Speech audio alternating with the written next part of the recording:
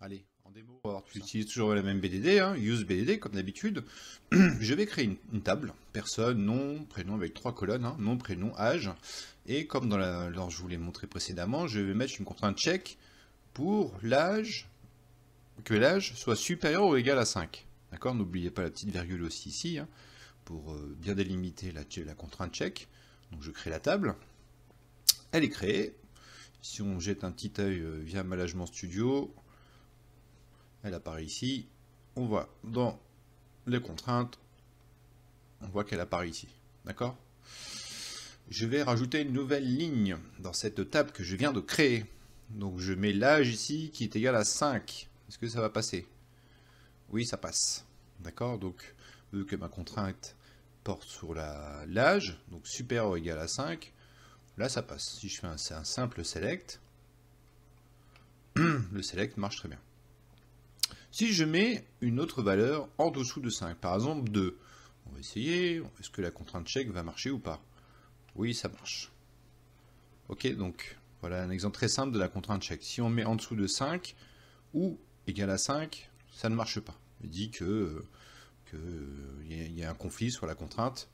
Il dit bien qu'il y a un conflit sur la table personne, colonne âge. Ici. D'accord. Question, est-ce qu'on peut mettre une valeur nulle? Une valeur nulle, ça marche très bien. Si on met une valeur nulle, la contrainte n'est pas activée.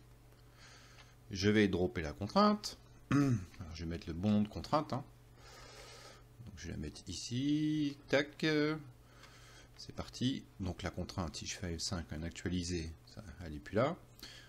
Donc, est-ce que je peux rajouter une contrainte sur une table existante? Donc, je vais faire Alter Table, chose que vous avez vu dans la première session, la première partie de ma formation. SQL pour les débutants partie 1, donc je fais un Alter Table, add, check. Check, c'est contrôle-moi que l'âge soit supérieur ou égal à 5.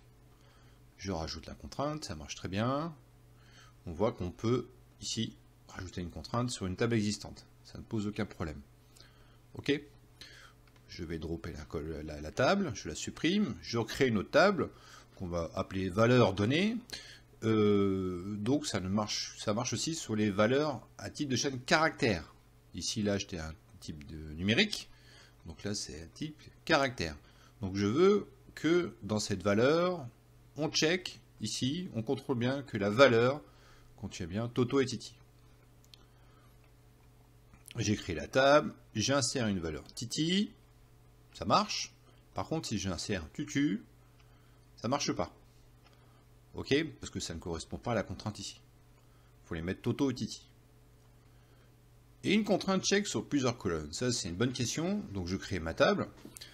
Je mets le check sur 2 colonnes. Donc, la colonne âge et la colonne nom, qui est ici. Donc, sur la colonne âge, je prends que les âges qui sont entre 5 et 10. Et je vais prendre que le nom Tuilier sur cette contrainte. D'accord? Donc, je crée la table. Si j'insère une valeur dans la table personne, donc je mets bien le nom Tuilier qui correspond ici, d'accord, entre les deux, et l'âge 5. Donc ça correspond bien entre le between 5 et 10. Donc j'insère la valeur, ça marche. Ok. Et si je mets autre chose que Tuilier, par exemple, à la place de Tuilier ici, je mets Tuilier 2. Est-ce que ça va marcher? J'insère la valeur et là, ça ne marche pas. Parce que il y a une contrainte avec une contrainte check qui prend que la valeur ici dans la valeur non Tuilier. Et si je mets l'âge à 11, donc ici entre 5 et 10, je vais réessayer aussi. Là ça marche pas aussi. Donc on voit que la contrainte a été bien mise en place sur les 2 colonnes, la colonne âge et la colonne non. Ok. On peut aussi désactiver une contrainte pour pouvoir insérer des valeurs. La contrainte me gêne. J'ai des insertions à faire, je peux désactiver cette contrainte le temps d'insérer mes données.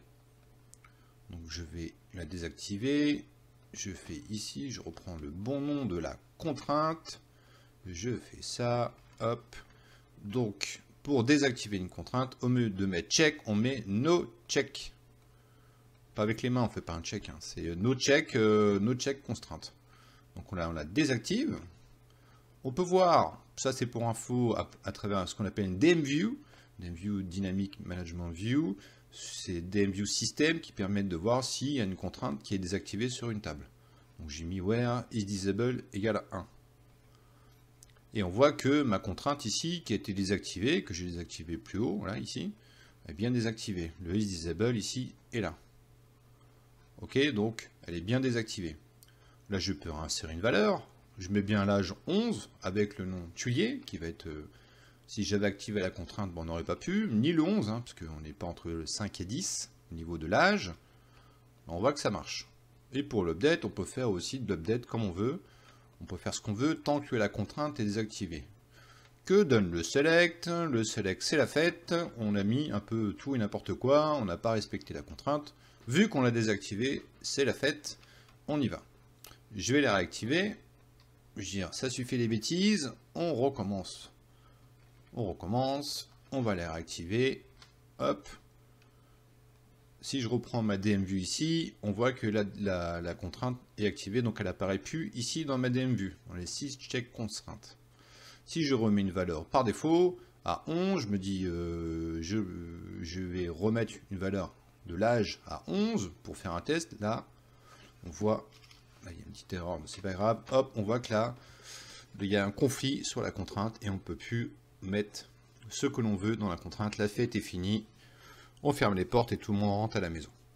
Ok, donc on voit que c'est une contrainte assez intéressante qui nous permet de contrôler les données qu'on peut mettre dans la table.